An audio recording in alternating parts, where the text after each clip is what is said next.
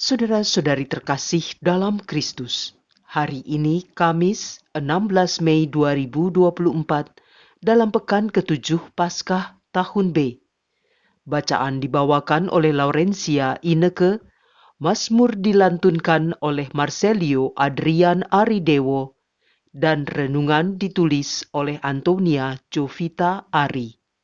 Selamat menekuni Sabda Allah. Mari kita semakin mengasihi, semakin peduli, semakin bersaksi.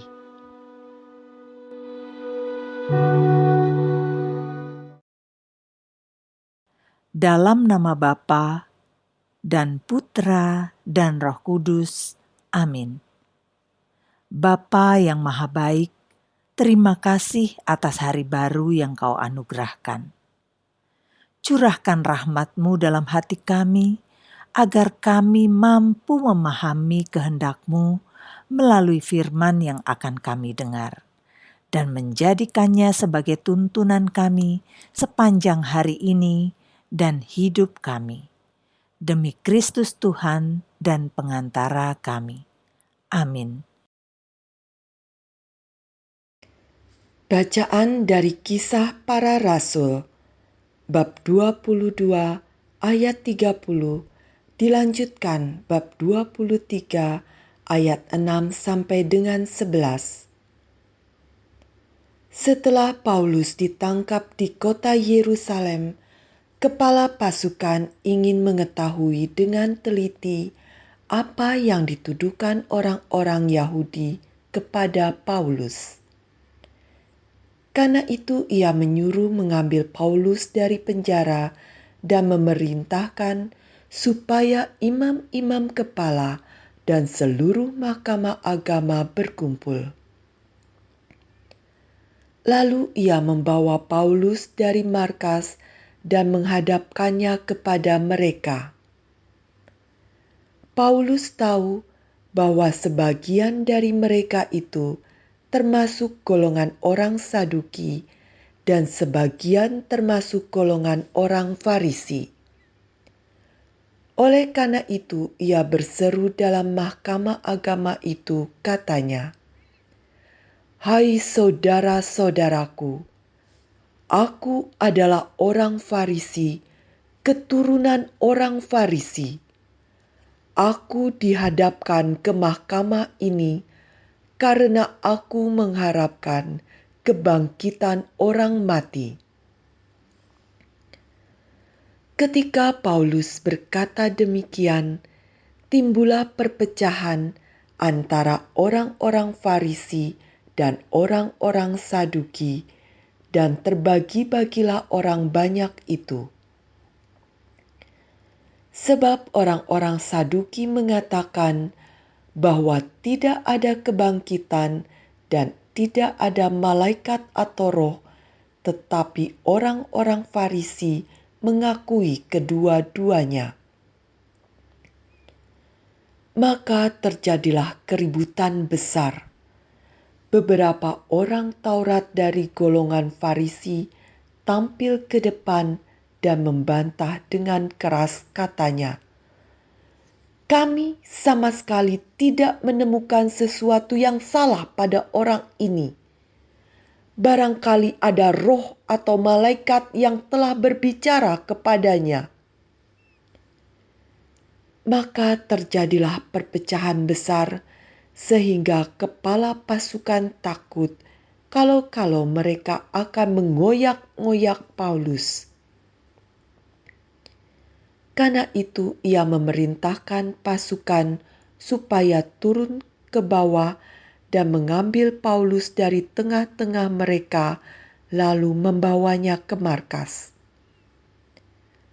Pada malam berikutnya Tuhan datang berdiri di sisi Paulus dan berkata kepadanya,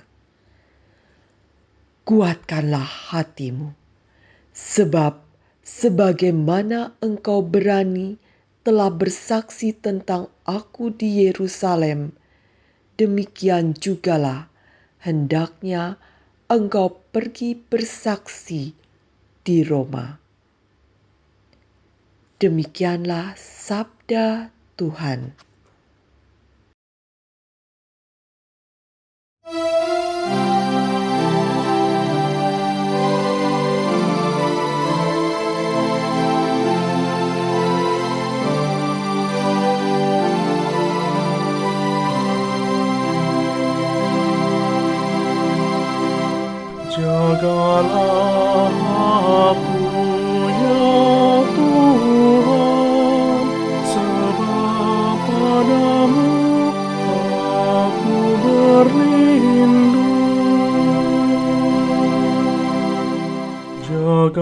aku ya Allah, sebab padamu aku berlindung.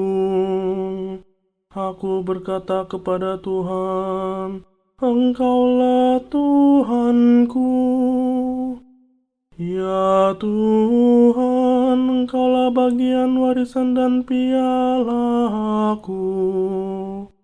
Engkau sendirilah yang meneguhkan bagian yang diundikan kepadaku. Jagalah aku, ya Tuhan, sebab padamu aku berlindung. Aku memuji Tuhan yang telah memberi nasihat kepadaku.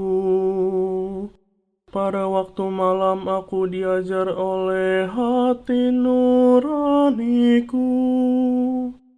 Aku senantiasa memandang kepada Tuhan, karena Ia berdiri di sebelah kananku. Aku tidak goyah. Jagalah aku, ya Tuhan, sebab padamu aku berlindung. Sebab itu hatiku bersukacita dan jiwaku bersorak-sorai, dan tubuhku akan diam dengan tenteram. Sebab Engkau tidak menyerahkan aku ke dunia orang mati, dan tidak membiarkan orang kudus-Mu melihat kebinasaan.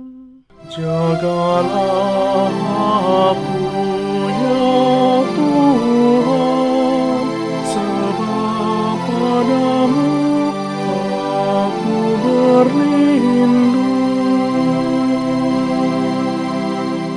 Engkau memberitahukan kepadaku jalan kehidupan. Di hadapan-Mu ada sukacita berlimpah. Di tangan kanan-Mu ada nikmat yang abadi.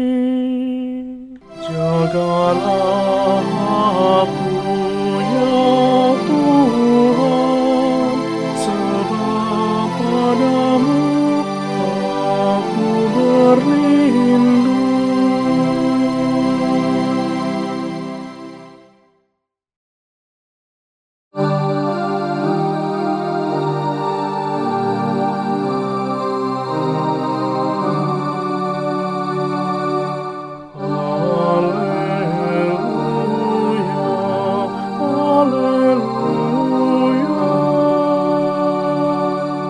Semoga mereka semua menjadi satu, sama seperti Engkau, ya Bapa, di dalam aku, dan aku di dalam Engkau, supaya dunia percaya bahwa Engkaulah yang telah mengutus aku.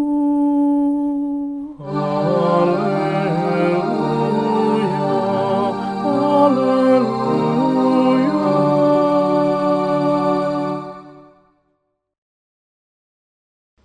Inilah Injil suci menurut Yohanes bab 17 ayat 20 sampai dengan 26. Dalam perjamuan malam terakhir, Yesus menengadah ke langit dan berdoa bagi para pengikutnya.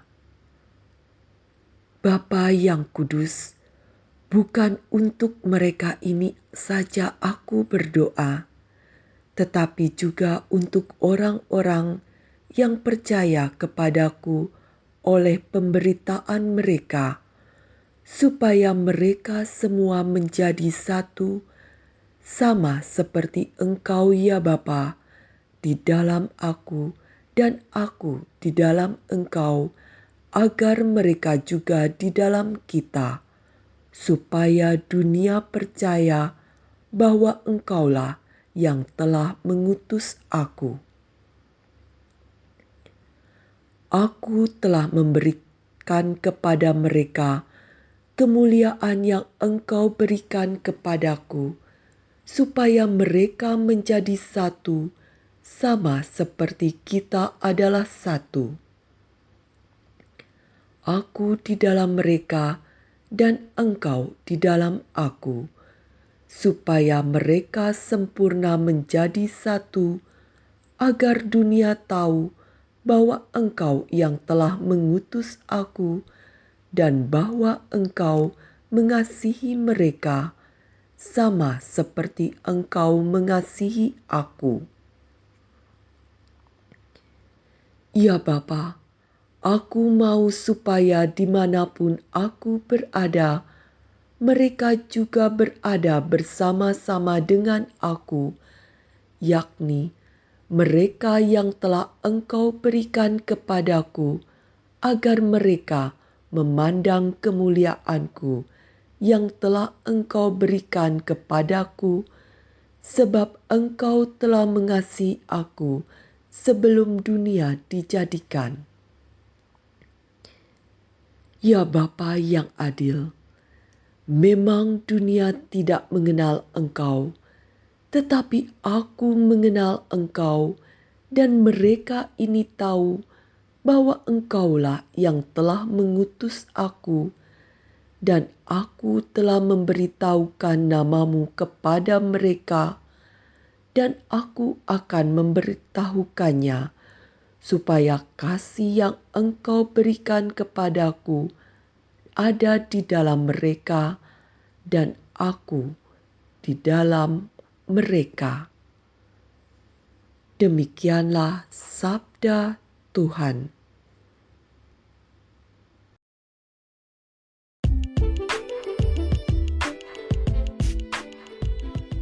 Kasih mempersatukan kita dengan Allah. Renungan dibawakan oleh Antonia Jovita Ari.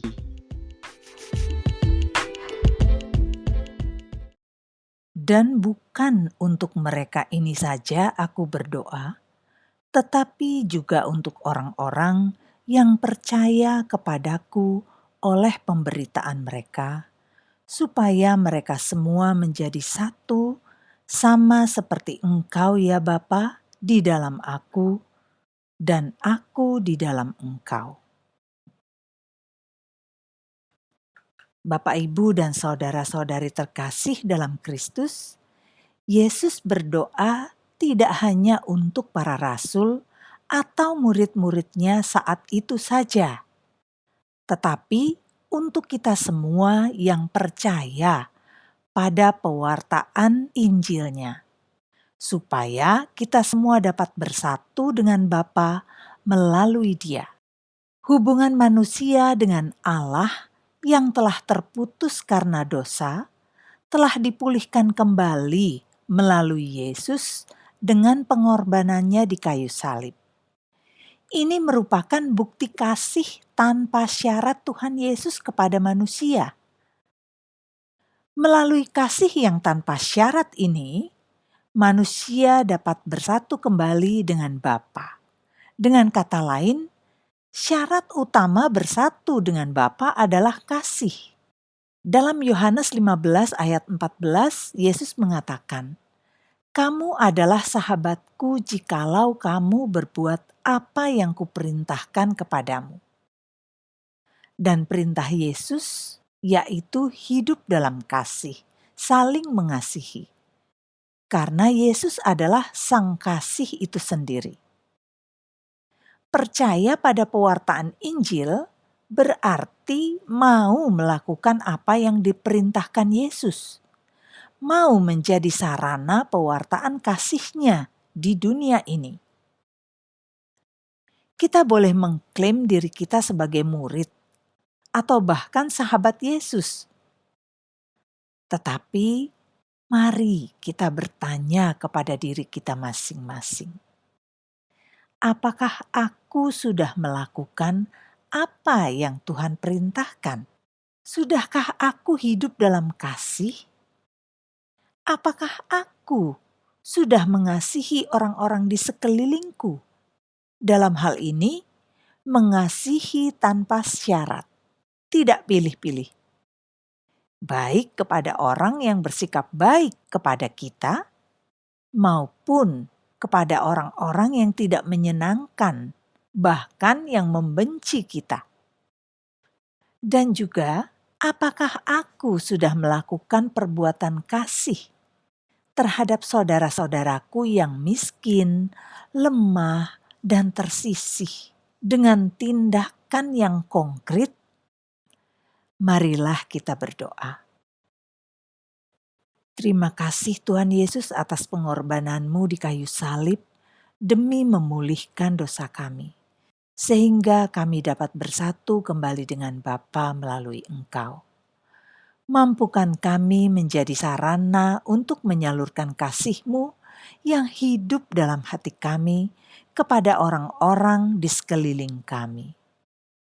Karena Engkaulah Tuhan dan pengantara kami yang bersama Bapa dalam persatuan Roh Kudus, hidup dan berkuasa, kini dan sepanjang segala masa. Dalam nama Bapa dan Putra dan Roh Kudus. Amin.